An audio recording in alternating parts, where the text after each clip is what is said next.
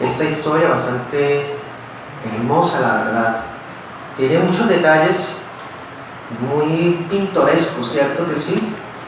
Muy gráficos, pero recordemos que eso es característica de Marcos. Marcos siempre es tan específico. Nos cuenta todo, hermanos, casi que nos dice que a qué horas el clima. Hermoso. La predicación de esta tarde se titula La compasión del rey.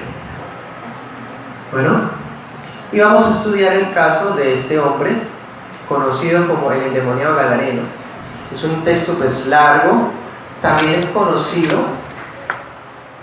es muy conocido, pues tristemente por razones equivocadas. Son de esos pasajes que no tienen información sobre demonios y esas cosas. Entonces, para las sectas supersticiosas, es una de esas citas bíblicas que son convenientes para ellos buscar fundamentos de sus errores.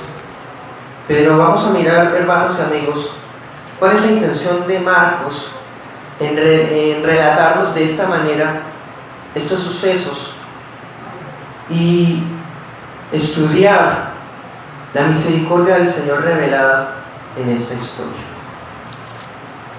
Ya había habido una predicación antes que se había titulado Rey Misericordioso, ¿se acuerdan? Cuando el Señor sana al leproso.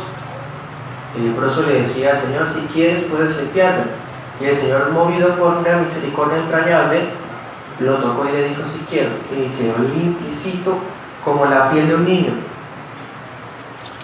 Pero en esta ocasión, hermanos, vamos a mirar la compasión y otra vez la misericordia, pues ambas cosas son sinónimos, pero pues vamos a verlo reflejado en todo el pasaje, especialmente en el versículo 19, ¿no? Que es donde pues está como el clímax, como la conclusión del relato.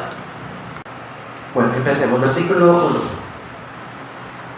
Entonces llegaron, hermanos, llegaron. ¿Qué había pasado antes? La tormenta en medio de la tempestad en esa barca, ¿se acuerdan? Una situación muy difícil. Seguramente fue el viaje más largo que ellos tuvieron en la vida. Son de esas veces, hermanos, que uno dice: ¿por qué el tiempo no pasa rápido? En medio de la desesperación y ver la muerte casi al lado, cuando la barca iba y se movía, que parecía un terremoto, ¿se acuerdan? El Señor Jesús se levanta porque estaba dormido. Cuando se levanta los regaña porque no tenían fe y regaña al viento, ¿se acuerdan? Él les dice: calla y enmudece, y el viento se detiene y todo queda como si nada, de forma automática. Ellos quedan en shock, los 12 apóstoles quedan en shock, impresionados que cómo es que un hombre puede decir al viento que se calle y todo queda con una bonanza impresionante. Entonces mirábamos, hermanos, que en el contexto inmediato ellos apenas están en shock, conociendo la deidad de Jesús, la deidad de Jesús, del Hijo de Dios. Están conociendo a Cristo como Dios. Ya se dieron cuenta que Cristo no es un hombre común y corriente, sino que es Dios. Hombre, Dios, Hijo. Entonces podemos imaginarnos, hermanos, la escena. Ellos van en la barca y ven que a lo lejos hay un tipo con una apariencia terrible, andrajosa, desnudo, sucio, y que ya está saliendo corriendo hacia ellos. Ellos están en el show, hermanos, de que acaba de pasar, de haber sido libertados de esa tormenta, y ahora se encuentran con un maníaco, un loco de estos. Pues podemos tratar de ponernos en los zapatos de los apóstoles, ¿sí? Curiosamente no intervienen. Eso de responde al shock, ¿cierto? No dicen nada. En todo el relato del endemoniado gadareno ni se mencionan, ni siquiera opinan, no dicen nada, hermanos. Es que están impresionados. Entonces esa historia es un complemento, porque acaban de conocer a Cristo como Dios, Dios Hijo, ¿sí? Porque está Dios Padre, Dios Hijo, Dios Espíritu Santo. Cristo es Dios Hijo. Y ven que Cristo es Dios. Acabaron de verlo con una sola orden: tener dominio sobre la creación, sobre la naturaleza. Y ahora se encuentran con un hombre totalmente endemoniado. Para este punto, pues ellos, a ver, aquí nuestra historia, del libro de Marcos. Ya los apóstoles han sido nombrados, ya tienen autoridad, pero nunca se habían enfrentado a un caso como este. El caso de ese endemoniado es quizás el más terrible en toda la Biblia. ¿Sí? En el día de ayer, cuando hablábamos acerca del ayuno congregacional y mirábamos otro caso de otro endemoniado, mirábamos que pues ese caso no era algo nuevo ni difícil para los apóstoles. Si hubiésemos hablado de un caso realmente difícil, complejo, terrible, pues sería este. Bueno, que pues curiosamente es el Señor mismo el que enfrenta la situación y el único que puede traerle sanidad a ese hombre miserable que estaba totalmente perdido, ido, manipulado por esos espíritus. Bueno, entonces dice, llegaron al otro lado del lago, ¿sí?, a la región de los Gerasenos. Si usted mira el mapa, algunas Biblias traen mapas al final, ¿sí? En el mapa, despuesito a mano derecha, decía al oriente de Judea, se encontraba la región de los Gadarenos. Gadara, así se llamaba la región. Es como usted y yo decir hoy la provincia de... Bueno, aquí en Santander se habla de provincias. ¿Ustedes han escuchado eso? Sotomayor, creo que hay una que se llama así. Entonces, por ejemplo, en la provincia... una provincia, ¿algunos saben una provincia aquí en Santander? ¿Provincia de Soto? Sí. Bueno, entonces pensé que había fallado en esa referencia. Entonces nosotros decimos la provincia de Soto, y en la provincia de Soto están ubicadas los municipios de tal y tal, ¿sí? Gadara era como decir la provincia de Soto, era una región por medio de la cual el Imperio Romano administraba ese sitio, ¿sí? Entonces Gadara era una ciudad, era como la ciudad principal, y cerca de Gadara quedaba Gerasa. Por eso es que a él se le dice el endemoniado gadareno. El hombre no era de Gadara, pero vivía en la región de Gadara. Entonces se le decía gadareno por eso. El hombre es de Gerasa.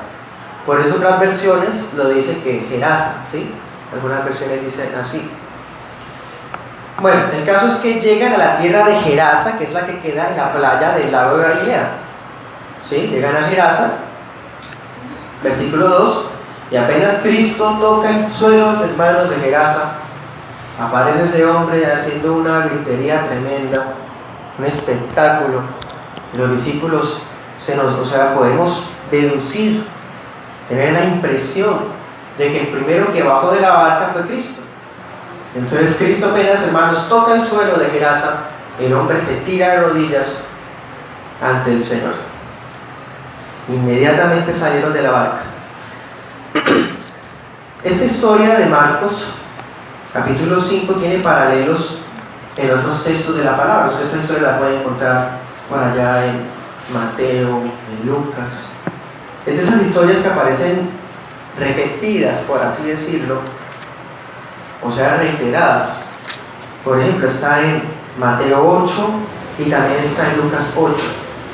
Pero como estamos estudiando Marcos, al comparar usted los tres relatos, va a haber algunas diferencias mínimas, pero se va a dar cuenta que Marcos es el más detallista.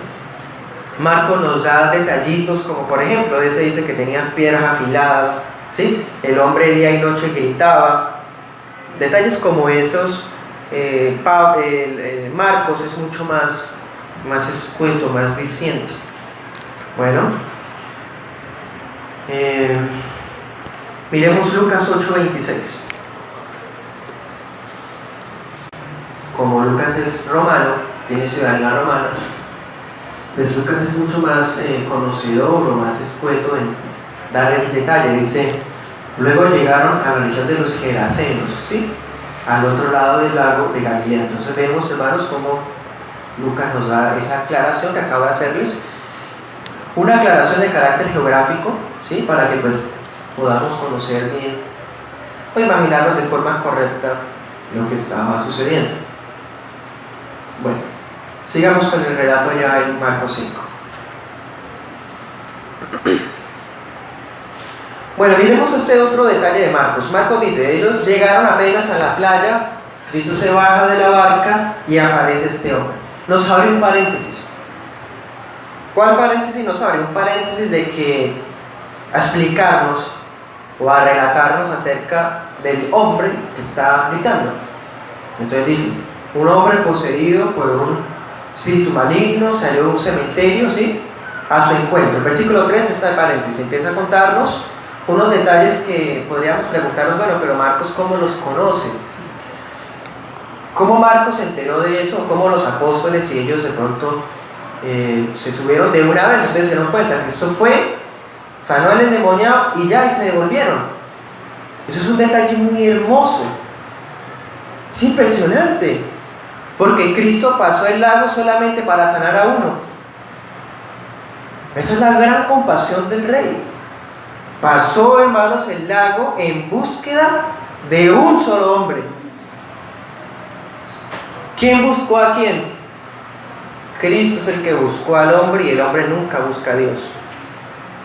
Cristo pasó el lago, hermanos, hubo una tormenta, los apóstoles conocieron a Cristo como Dios, y cuando bajan de la barca, Cristo va a lo que va, a salvar a uno solo. Eso es gran misericordia, gran compasión. Eso es otra prueba, hermanos y amigos, que cuando Dios ha escogido a alguien, Él lo trae como sea, así sea solamente esa persona, hermanos. Qué impresionante y también lamentable es cuando de una familia solamente haya uno que salva. Cuando pasa eso, hermanos, es triste, pero es más común de lo que usted se imagina. Entonces no sería la primera vez que pasaría esto. El único salvo en todo Gerasa. Pero vamos a mirar más adelante que eso no se va a quedar así. Bueno, en el paréntesis, ¿qué detalle nos da? Bueno, nos dice que vivía en los sepulcros. Bueno, ¿qué tipo de sepulcros eran? ¿Será que eran de esos tipos como los cementerios de hoy día? Hoy día se habla de losarios, ¿cierto? O cementerios con lápidas, podemos imaginarnos, de acuerdo a nuestra región. Pero pues los sepulcros en ese contexto histórico, sociocultural, son diferentes. Los sepulcros quedaban ubicados en cuevas. Habían cuevas que eran dedicadas a entierros. Entonces la gente entraba a la cueva, o por lo menos aquí en Gadara pasaba eso. Bueno, aunque en realidad pasaba en toda esa región, porque se acuerdan cuando Cristo sacó a Lázaro, la misma tumba de Cristo era una cueva. Entonces las tumbas eran cuevas, ¿sí? Entonces dicen que el hombre vivía en los sepulcros. Entonces podemos ver por qué ese personaje habitaba allá, porque pues eran cuevas. Ese hombre vivía metido en las cuevas que eran dedicadas a los entierros. ¿Y qué más dice? Nadie podía sujetarlo, ni siquiera con cadenas, ¿sí? Entonces estamos mirando, hermanos y amigos, que el hombre vivía en las tumbas, sepulcros, cuevas de entierro. Ustedes se acuerdan de la palabra de Dios en el libro de Levítico. Dice que cuando alguien se acercara a un cadáver, quedaba impuro. Si alguien, hermanos, se acercaba a un féretro o tocaba algo inmundo, la persona quedaba inmunda, quedaba impura. O sea, esa persona quedaba impedida de acercarse al templo, ¿sí? Quedaba impedida de poder hacer prácticas públicas de adoración porque estaba impura. Entonces este hombre, hermanos, si es que fuera israelita, lo cual es un poquito pues dudable porque vivía en Gerasa, si fuera judío, ese hombre estaba inmundo, impuro todos los días, en su cuerpo, sucio, no solamente maloliente, desnudo y lo que usted se quiera imaginar, ¿sí? Sino también ceremonialmente y bíblicamente estaba inmundo por su cercanía a los cadáveres. También se nos dice que tenía una fuerza impresionante. Bueno, ese detalle Marcos lo pone adrede.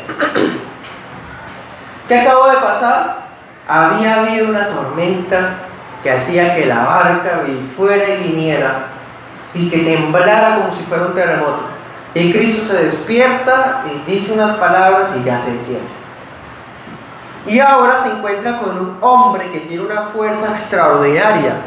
Un hombre que en ese momento está en un estado tan terrible, textualmente poseído por muchos demonios, que ha desarrollado una fuerza sobrehumana. Entonces, cuando la gente del pueblo se reunía para tratar de contenerlo, porque podemos imaginarnos, hermano, el hombre era terrible, era violento, se adueñaba él mismo con piedras, andaba con gritos, estaba suelto, la gente estaba insegura en el pueblo, como los niños de pronto podían salir a jugar, los hombres ir a pescar en ese lado si él vivía en el sepulcro que quedaba al lado del lago, detalles como ese. Entonces el pueblo muchas veces había tratado de amarrarlo, de contenerlo, de encerrarlo, pero cada vez que lo hacían no habían resultados porque el hombre se desataba. ¿Qué detalles nos dice Marcos? Mire lo que dice Marcos, dice que en el 4 los ataban con cadenas y con grilletes. Las cadenas, hermanos y amigos, son como especies de ataduras, pensemos una especie de soga, para amarrarlo en el tronco. Y los grilletes eran cadenas pesadas que se ponían en los pies. Entonces vemos que literalmente a este hombre lo habían atado de pies y manos, literalmente. Y no se había podido hacer nada, hermano, no se había logrado contener. ¿Sí? Hoy día hay muchas prácticas supersticiosas de algunas sectas neopentecostales, hablan de atar y desatar demonios. Hermanos, si mirábamos históricamente, las únicas personas que realmente fueron atadas fueron las personas que estaban así.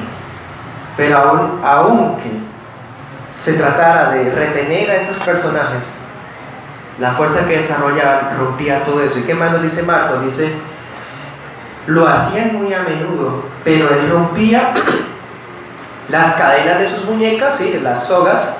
Cuando dice cadenas, la palabra griega que se usa ahí no es las cadenas de hierro, que ustedes y yo conocemos, sino está apuntando a una especie de yugo de madera, como una especie de soga. Bueno, dice que el hombre las rompía y destrozaba los grilletes. No había nadie con suficiente fuerza para someterlo. ¿Qué más detalles? Dice, de día y de noche vagaba entre las cuevas donde enterraban a los muertos y por las colinas aullando, cortándose con peras afiladas. Bueno, todo ese paréntesis es una descripción muy vívida de la situación de una persona. Es una persona que causaba terror a un pueblo, una persona imponente y que gritaba, hermanos y amigos, de una manera terrible, casi, bueno, efectivamente sobrenatural, porque eran los demonios en ese hombre. Y dice que lo hacían día y noche, entonces la gente quizás estaba harta y ya lo conocían. O sea, este hombre era un desconocido, un fulano que vivía por allá en la playa, no. Toda la gente ya había escuchado acerca de la situación de ese personaje. Quizá la familia había sido deshonrada al saber que, por ejemplo, el padre de la familia, el esposo, o el primo, o el tío tal, estaba de esa manera como estaba. ¿De qué manera Marcos se entera de todos esos detalles si duraron tan poquito? Dice que cuando se lo sanó, se montaron y se fueron. Cuando vayamos versículo por versículo, esa pregunta va a ser contestada. Bueno, entonces dice que será el encuentro del Señor, cierra el paréntesis, y en el versículo 6 dice que Jesús todavía estaba a cierta distancia cuando el hombre lo vio. Podemos imaginarnos que el hombre estaba en la playa y se asomó allá entre el sepulcro, entre la cueva, y vio la barca y de una vez identificó que era el Mesías príncipe, que era el Hijo de Dios, y salió corriendo a donde estaba Cristo y se inclinó delante de él. Entonces, hermanos, vimos a los apóstoles conociendo a Cristo como Dios, y ahora estamos viendo a los apóstoles presenciando cómo alguien tan incontenible y terrible se estaba inclinando ante Cristo. Cristo no tuvo que gritar que lo ato, lo desato, que yo declaro que te vas. No le tuvo que echar agua bendita, o no le tuvo que echar aceite. Aquí no vemos escenas patéticas como las que usted y yo podemos ver hoy día en muchas sectas, en Roma y en las películas. Cristo no empleó nada de esas cosas supersticiosas. Simplemente bastó con dar la orden, hermanos y amigos. Y Marcos nos da todos esos detalles para resaltar todavía más la identidad de Cristo. Que ni siquiera un hombre con una superfuerza puede enfrentársela a Cristo. Ni siquiera ese demonio con la fuerza que rompía los grilletes pudo ni alzarse, hermanos. Tuvo que acercarse inclinado, porque el que estaba ahí es Dios. Eso es otra lección para los apóstoles, que apenas estaban saliendo del shock, se encuentran con otro detalle que los impresiona todavía más. Que alguien que todo un pueblo no fue capaz de contener, ni siquiera osó enfrentarse a Cristo, sino que se acerca ante Cristo, hermanos, y se tira al suelo inclinado, porque el que estaba ahí es el Mesías, es el Hijo de Dios. Y gracias a Dios, Pedro le cuenta a Marcos las cosas de tal manera que Marcos escribe el relato de Pedro y nos queda, hermanos, de esa manera casi como en video, porque este tipo de detalles solamente los puede contar alguien que estuvo presente. Como siempre, Marcos redacta muy bien las palabras del apóstol Pedro, ¿sí? Y nos cuenta esa historia que no podía quedarse, hermanos, sin habernos sido contada. Miremos 4:35. Eso nos va a servir para retomar lo que les dije ahorita. Allá en el 4:35 dice: al atardecer, ¿se acuerdan ese día que estuvo lleno de trabajo Jesús, sanando, exorcizando personas, curando enfermos, limpiando leprosos, bueno, enseñando, predicando? En el versículo 35, Jesús fue el de la idea. Jesús fue el que dijo: crucemos al otro lado. No les dijo por qué, pero él sí sabía por qué. El Señor dijo: vamos al otro lado. ¿Y qué hacen los apóstoles? Bueno, pues sí, el Señor es el que manda. Entonces ellos organizan todo y pasan al otro lado. En Marcos 5 sabemos por qué. ¿Cuál era el propósito de Dios? Ir por Él, por su escogido, que en ese momento era una persona totalmente desgraciada y miserable, en una situación terrible, baja, humillante y vergonzosa, pero era un escogido de Dios. Y Cristo les dice a los apóstoles: crucemos. Él no le explica a ellos por qué, hermanos, y nunca va a hacerlo. Él hace las cosas, hermanos, sin pedirnos permiso, sin pedir nuestra opinión pobre. Él hace las cosas y punto, hermanos, porque Él es el Rey. Y crucemos al otro lado. Sí, Señor, vamos. Y nosotros, como esclavos de Él, decimos: amén. Y nos montamos a la barca, hermanos, callados. Ya cuando pasamos al otro lado del lago, es que nos damos cuenta es que por qué era que nos había dicho que cruzáramos. Bueno, este hombre está en una situación, lo peor que puede sucederle a un ser humano en esta vida. Pero Cristo vino por él, hermanos. Los propósitos de Dios no se pueden frustrar. Los propósitos de Dios no pueden ser impedidos. Ni siquiera un endemoniado con miles de demonios puede decirle: no, todavía no, al Señor. Hoy día se enseña un evangelio barato y falso en muchas sectas, debido a la influencia de Roma, debido a la falta de preparación de pastores incompetentes. Y esas personas piensan que Dios es un caballero, que le tiene que pedir permiso a la gente para que Él pueda cumplir sus propósitos soberanos y eternos. ¿Cómo es posible, hermanos, que en la iglesia hayamos permitido que a Dios se le hubiera rebajado a un simple mortal escuálido, y pobre y pusilánime que tiene que pedir permiso para hacer sus cosas. Ese no es el Dios de la Biblia. El Dios de la Biblia, hermanos, Cristo cruza el lago, se para allí en la playa y aparece ese hombre con una fuerza incontenible, con una voluntad perdida ya. ¿Qué voluntad tenía? ¿Acaso ustedes piensan que él vivía con gusto allá en las cuevas? ¿Ustedes creen que él le gustaba con las piedras aruñarse de forma honda en la piel? ¿Ustedes piensan que le gustaba gritar de día y de noche? No, su voluntad estaba perdida. Dios no va a pedirle permiso a alguien cuya voluntad está perdida. Todos los presentes, nunca estuvimos en una situación físicamente como la de ese hombre. Pero espiritualmente todos éramos igual de miserables, pobres y desgraciados. Pero cuando vimos al Señor venir a nuestra vida, no dijimos, ahorita no fuimos así. Es que eso no le pasa por la mente a nadie, a ningún hijo de Dios. Eso no pasa por la mente de alguien que le tenga temor a Dios. No, denme un espacio, es que todavía no, porque ¿dónde en las Escrituras sucede eso? En cambio vemos, hermanos, el endemoniado lo ve y sale corriendo y se inclina. Así pasó con nosotros. No estábamos en ese mismo estado físico, pero espiritualmente éramos igual.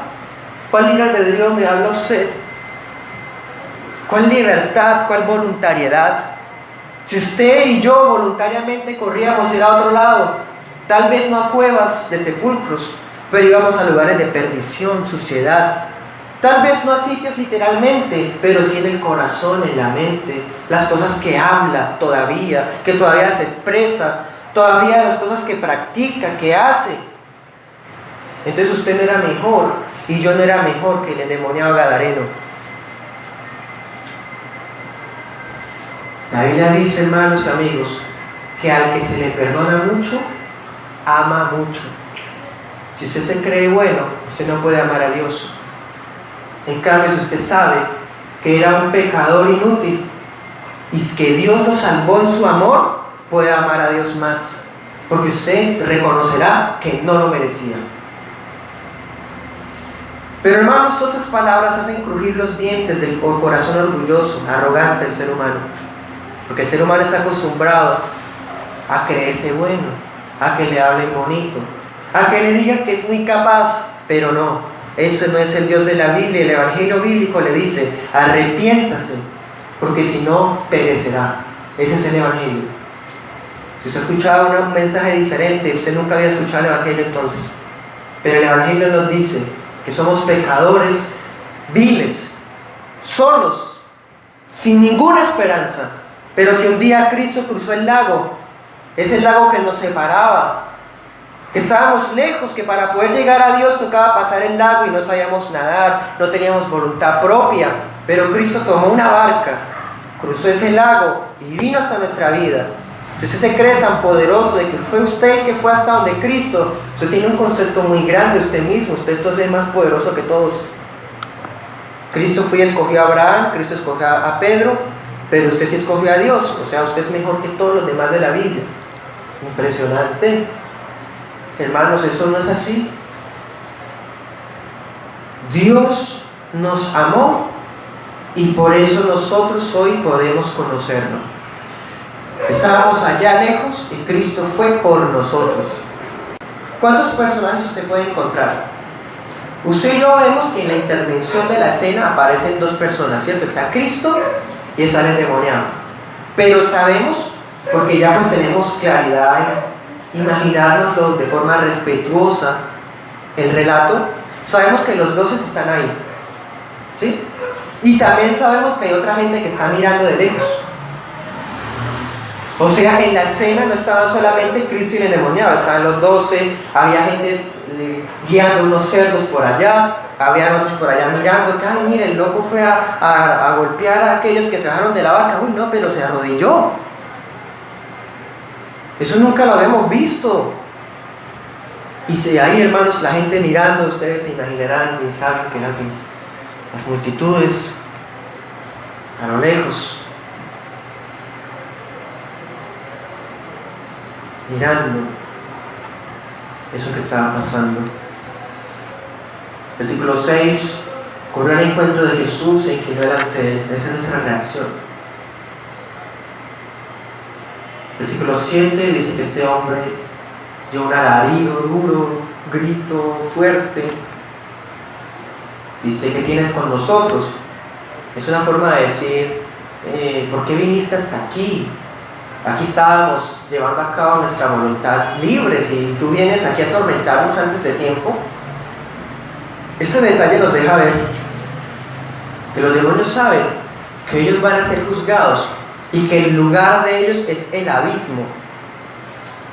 La gente dice: es que en el infierno hay muchos diablos. No, es en el infierno, en el Hades, como lo llama la Biblia. En el Hades están los que nunca escucharon ni obedecieron el Evangelio. Allá es donde están las almas de las personas. Pero en el infierno, demonios, aquí me habla de un abismo, un lugar donde están los ángeles caídos, donde están los demonios. Entonces, cuando ven que Cristo está ahí, los demonios, ¿qué se imaginan? Vino a lanzarlos. Seguramente esos demonios se habían enterado de que Cristo ya había lanzado al abismo a muchos, al otro lado del lago. ¿Se acuerdan? ¿Cuántas liberaciones y exorcismos ha hecho? Entonces ellos se imaginarían pues que les había llegado el turno. Entonces le hacen una rogativa al Señor. Luego les dice: te conjuro. Esa expresión es fuerte, ¿cierto? Es bastante directa y pues para el lector moderno es muy extraña. Ese te conjuro, la verdad, tiene ese propósito de, como cuando uno dice: le hablo en serio, ¿sí? O sea, por favor, le ruego, ¿sí? Te conjuro, o sea, comprométete conmigo. Que si, o sea, si tú, Señor, dices la palabra, vas a ser fiel a tu palabra. Entonces, te conjuro, o sea, por favor, prométeme, júrame que no me vas a echar. Eso es lo que los demonios están pues rogándole al Señor. Por eso dice: te conjuro en el nombre de Dios. No me tortures, no me atormentes, no me lances al abismo. Bien, miremos cómo los demonios saben que ese poder lo tiene es Cristo. Cristo es el que atormenta a los demonios. Cristo es el que enfrenta y derrota a los demonios. Cristo es el que lanza al abismo a los demonios. Los apóstoles están ahí calladitos. Aquí no vemos a los apóstoles haciendo griterías, ni diciendo: yo te ato de pies y manos y que declaro que te lanzo al abismo. No hablaban, hermanos, de esa manera, porque esas cosas le corresponden al Señor. El Señor es soberano, el Señor es rey sobre la creación, pero también sobre el mundo espiritual, sobre el mundo físico y sobre los ángeles. Cristo tiene esa autoridad. Entonces miremos también los ángeles caídos, estos demonios que están aquí, reconocen a Jesús de lejos. Jesús, le dicen el nombre santo. Y dicen: Hijo del Dios Altísimo. Hermanos, los apóstoles acabaron de comprobar que eso es así. Él es el Hijo del Dios Altísimo. Y ahora ven que un hombre con una fuerza sobrehumana, podemos imaginarnos la voz que tendría, está confesando que es el Hijo del Dios Altísimo. Ellos están otra vez en otro show, hermanos, ahí paralizados por la situación. Vamos a Santiago 2:19. Ese versículo usted ya se lo sabe de memoria. Santiago 2:19 dice: ¿tú crees que Dios es uno? Bien, los demonios creen y tiemblan.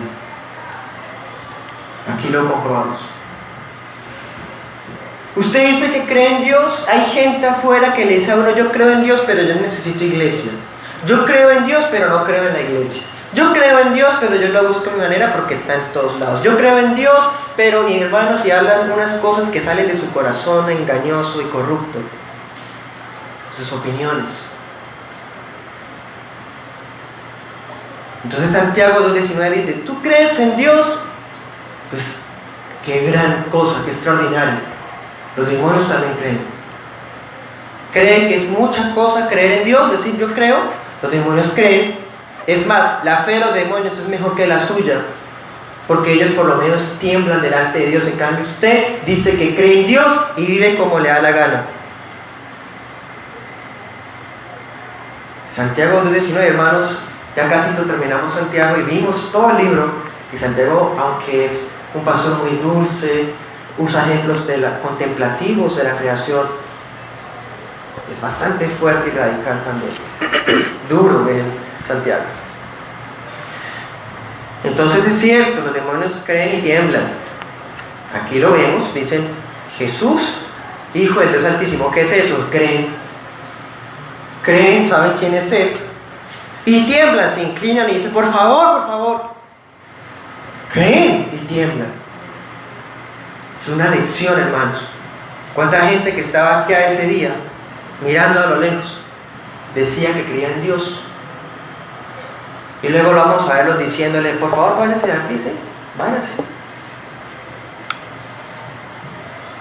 Entonces decir creo en Dios es inútil.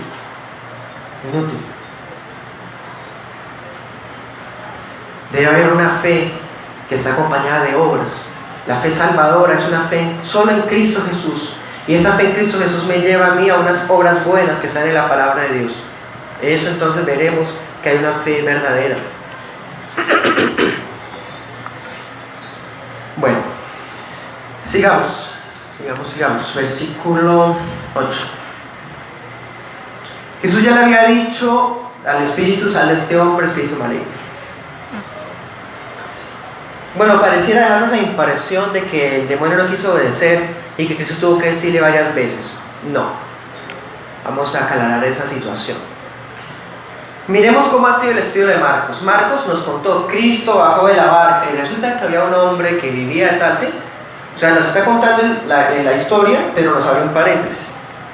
Aquí vuelve a ser ese mismo estilo literario, y es cuando el hombre viene y se postra ante él, Cristo le dice, sal de este hombre, espíritu inmundo. Entonces el demonio le porfía, le ruega, le sigue rogando, ¿sí? Antes de acatar. Entonces no vemos desobediencia, sino vemos como si ellos quisieran durar otro poquito más en el cuerpo de ese hombre, ¿sí?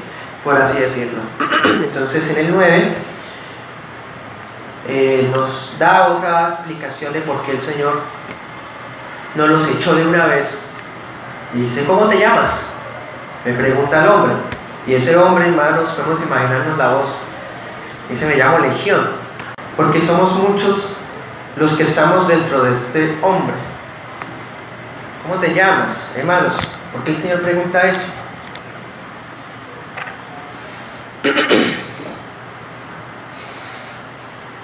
Eso es lo que les estoy enseñando, hermanos. Y ese es el propósito de Marcos también.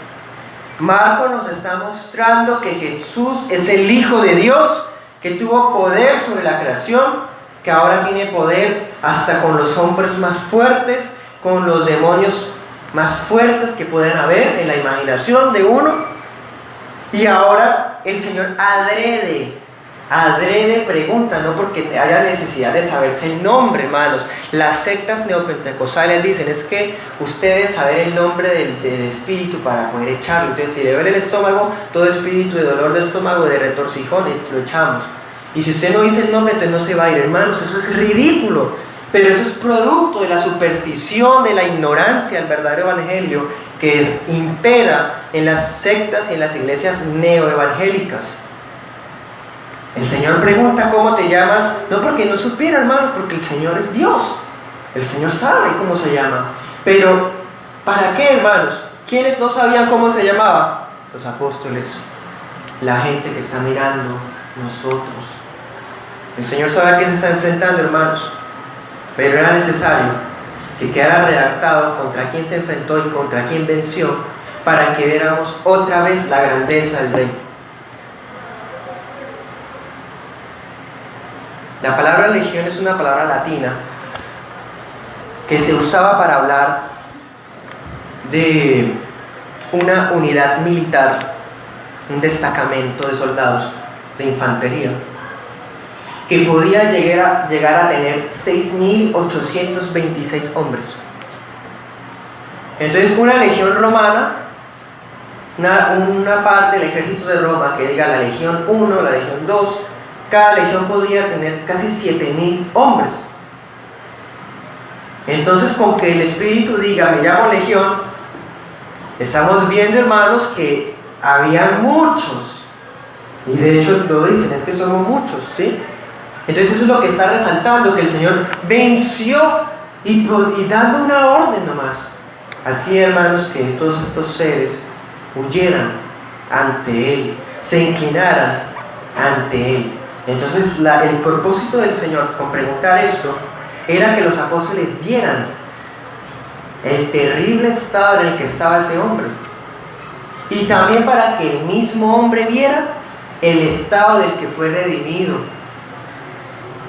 para que la gente que estaba por allí, hermanos, mirando de lejos, escuchara, porque es que no podían haberlo vencido, no pudieron contenerlo, pero solamente el Señor con su sola presencia, sí.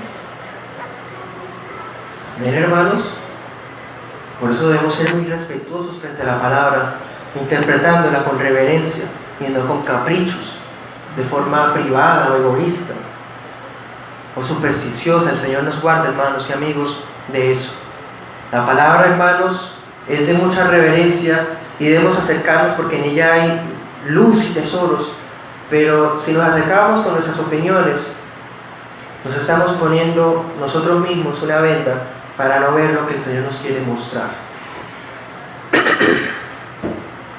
Entonces Cristo pregunta el nombre para que los discípulos y la gente que está observando pudiera ver la complejidad de ese caso y quedar en evidencia una vez más el poder divino que tenía Cristo.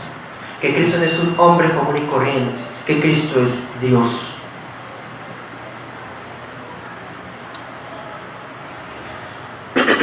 Bueno, versículo 10.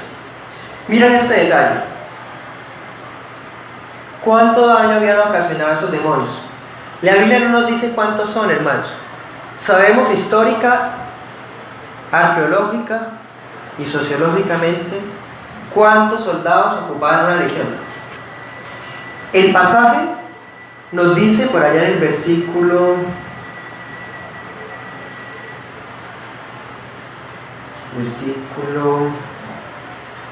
13 que habían 2.000 cerdos. Lo que sí sabemos es que eran miles, hermanos. O sea, no tenemos el número exacto cuántos demonios tenía ese hombre. Solamente podemos llegar a hacer un cálculo ahí como tentativo. De todas maneras, no nos importa, hermanos, cuántos demonios eran literalmente o textualmente cuántos eran. Lo que nos importa es ver el poder de Dios sobre todas esas cosas. Bueno, sigamos con el relato. Versículo 10.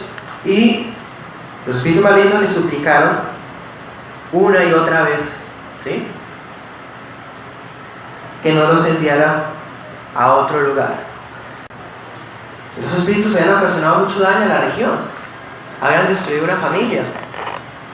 Si este hombre tenía familia, hermanos, esa familia quedó destruida por un hombre que no estaba en sus 5 sentidos. Bueno, y los espíritus le dicen: no nos eches de Gadara, de esa región, queremos quedarnos aquí. Miren esto que les voy a decir es radical, es fuerte, pero es necesario decírselos para que entendamos que Cristo es soberano y hay muchas cosas que Él determina que nosotros no podemos entender y no somos nada para cuestionarlo, sino para quedarnos callados, hermanos, y decir gloria a Dios y ya. El Señor les da permiso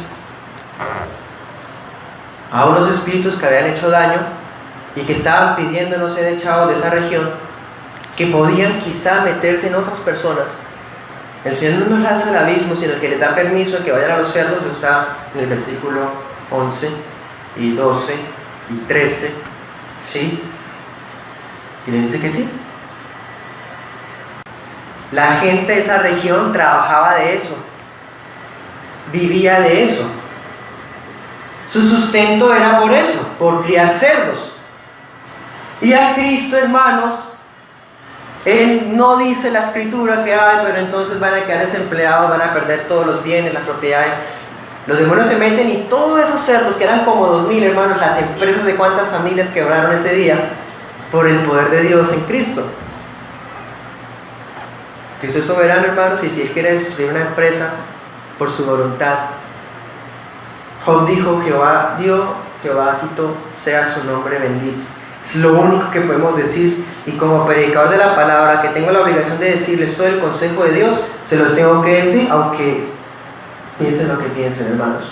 Pero ese es nuestro Dios soberano. En el 12 dice: por favor, envíanos a los cerdos que están allá, ¿sí?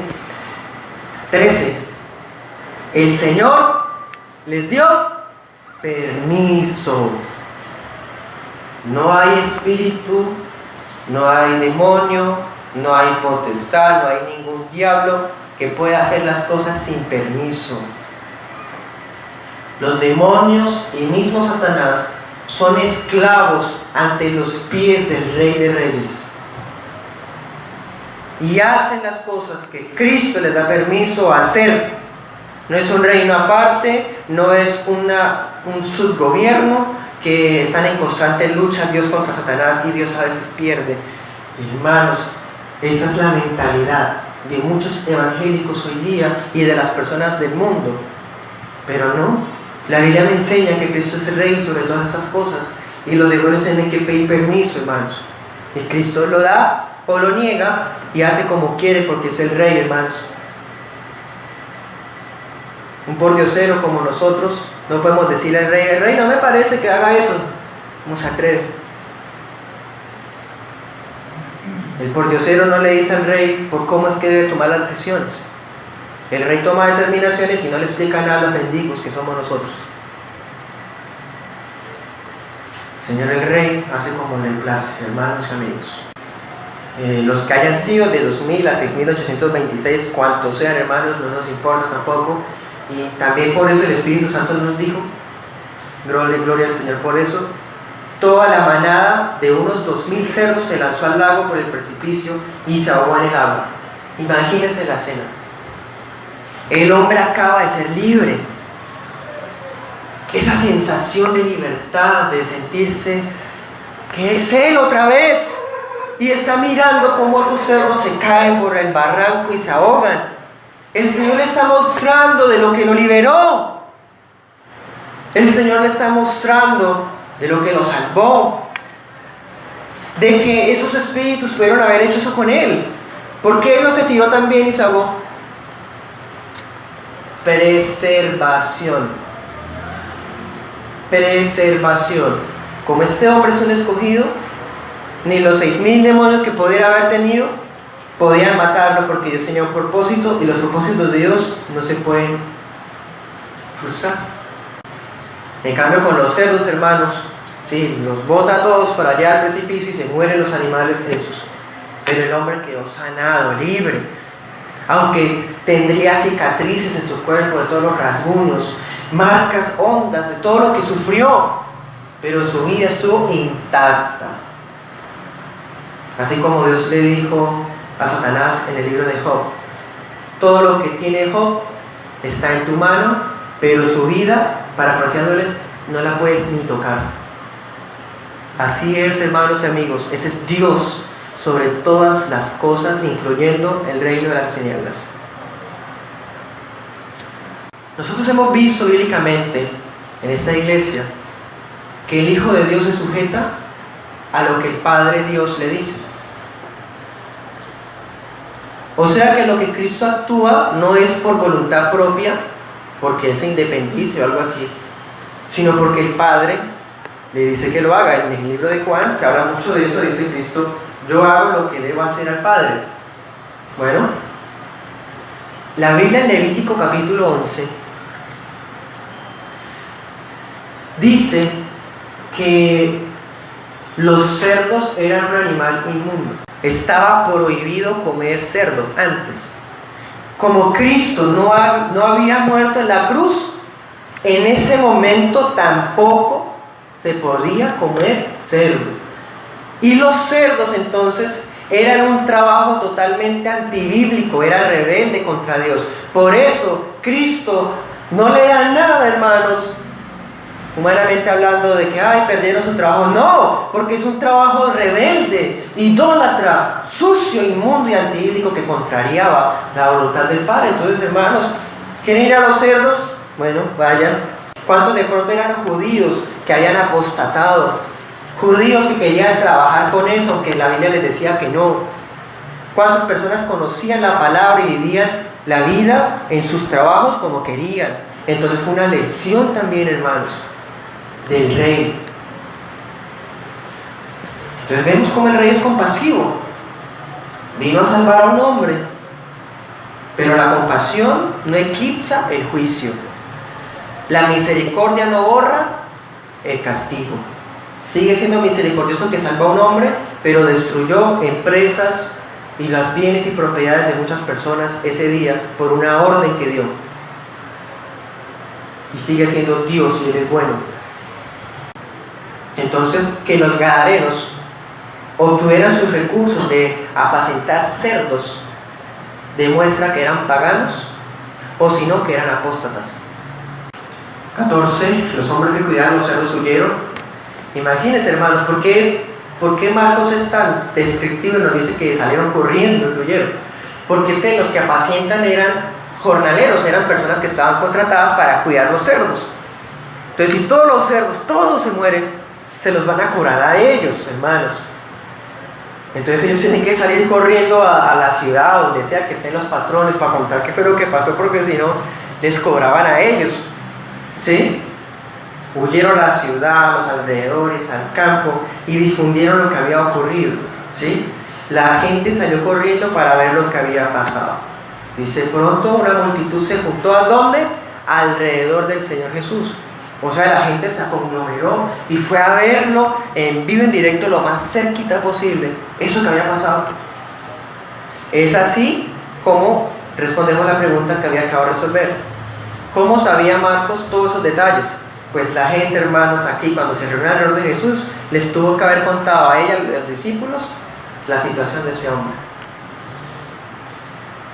Este es, sí, vea, es él.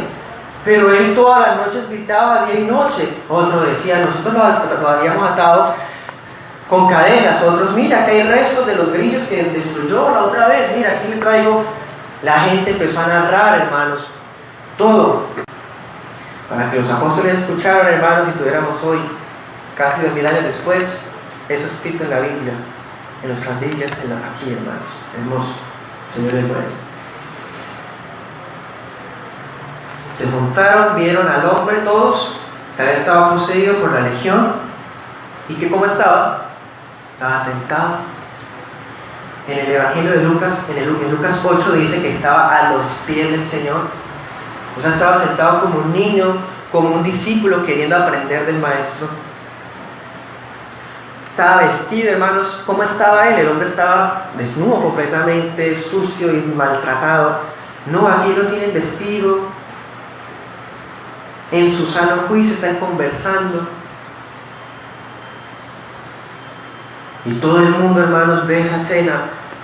Y ellos ahora son los que están en shock. Los apóstoles lo estuvieron a ver, está, hermanos, todo el mundo. Claro, están en shock porque ¿qué acaban de decir? Que no habían podido detenerlo nunca. Pero ahora lo ven ahí sentado como un niño. Lo ven ahí, hermanos, tranquilo. Está cabal, está normal.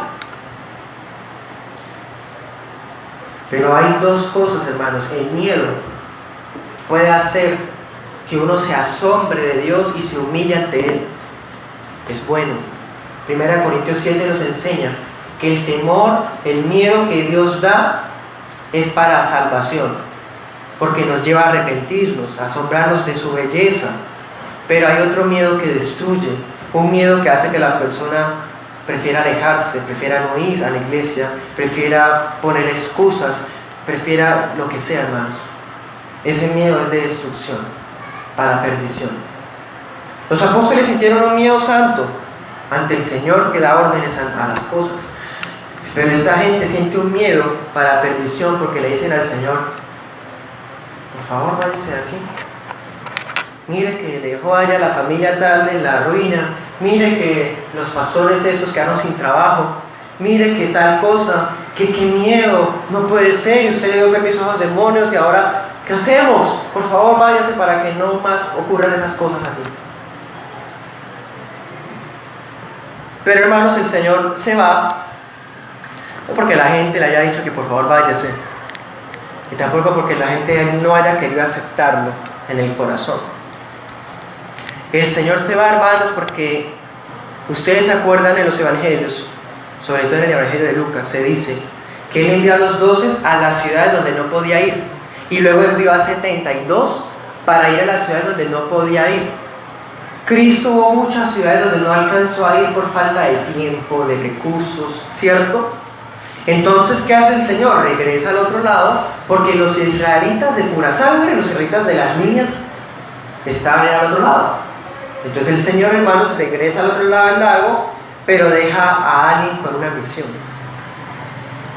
Así como envió a los apóstoles a predicar a las ciudades donde Él no iba a ir, envió al ex endemoniado gadareno a las regiones del otro lado del lago. Versículo 18: mientras el Señor entraba en la barca, el hombre que había estado poseído le suplicó que lo permitiera acompañarlo, y el Señor dijo que no. Acabó de darle permiso a los demonios de meterse en cerdos, y ahora le dice que no a un hijo de Él. ¿Ven que Él es soberano? Él da respuestas y habla como Él quiere hablar, y ya.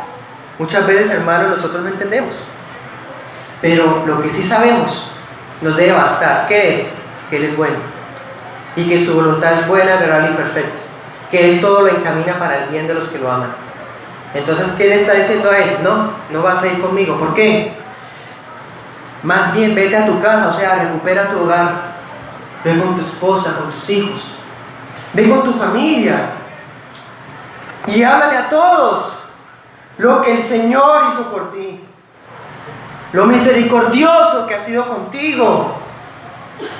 Entonces, hermanos, a veces los no de Dios duelen, pero son buenos. Y son para beneficio no solamente de uno, sino de la familia y de todos los demás. No vas a ir conmigo, te debe encargar algo. Ve y predícales. ¿Y qué le dijo el Señor? A la familia, ¿cierto? 20. Pero como es un hijo de Dios, camina otra milla, hermanos. El hombre salió y predicó en Decápolis. Decápolis era una liga romana que estaba compuesta por 10 ciudades. Decápolis, 10 ciudades. 10. Él solo predicó en 10 ciudades. ¿Y qué pasó? Comenzó a proclamar las grandes cosas que Jesús había hecho por él. Miren la fe salvadora. ¿Qué le había dicho el Señor? Cuéntale a todos lo que el Señor ha hecho por ti. Jesús dijo el Señor. ¿Quién es el Señor? El Señor es Jehová Dios, el Señor, Adonai. En la Biblia, en el Antiguo Testamento, cuando se decía el Señor, se está hablando de Jehová, de Yahvé, de Dios Padre, de Dios, ¿sí? Y el hombre entiende la deidad de Cristo y va a predicar lo que el Señor Jesús hizo por él. Entendió. Los apóstoles lo entendieron en vivo y directo, y este hombre lo vivió, hermanos, la deidad de Cristo. Fue a predicar la identidad del Señor, lo que Jesús, el Señor, hizo por él. ¿Y qué pasó? Todo el mundo quedaba maravillado de lo que le decía. Ay, vea, este es el que estaba en la playa allá en el lago de Galilea. ¿Se escuchó? Nos habló de Jesús. El centro no es el testimonio de uno, el centro es Jesús, Jesús, Jesús. Nuestro deber es llevar a la gente no a que nos felicite por nuestros logros y testimonio, No, nuestro deber es llevar a la gente a Jesús, que fue lo que hizo este hombre. Para terminar, Salmos 66, 16. Vengan, oigan, todos los que le temen a Dios, les contaré lo que Él ha hecho por mi alma. Con mi boca clamé a Él, y ensalzado fue con mi lengua. Si observo iniquidad en mi corazón, el Señor no me escuchará, pero ciertamente Dios me ha oído. Él atendió la voz de mi oración. Bendito sea Dios, que no ha desechado mi oración, no apartó de mí su misericordia. ¿Qué es lo que decía el salmista? Escuchen, todo lo que Dios ha hecho por mí, todo lo que el Señor ha hecho por mí, eso fue lo que hizo el hombre, porque él entendió que Cristo es Dios. Cristo es Dios Hijo. Entonces vamos, hermanos, y contamos todo lo que el Señor ha hecho por nosotros, no para hablar de nosotros mismos, sino para guiar a las personas a aquel que todo lo puede hacer y que puede sanar a la persona más triste y miserable de la vida, la puede hacer una persona libre, que restaura todas sus cosas, su familia, su hogar, y puede ser un ejemplo para las demás personas. Oremos.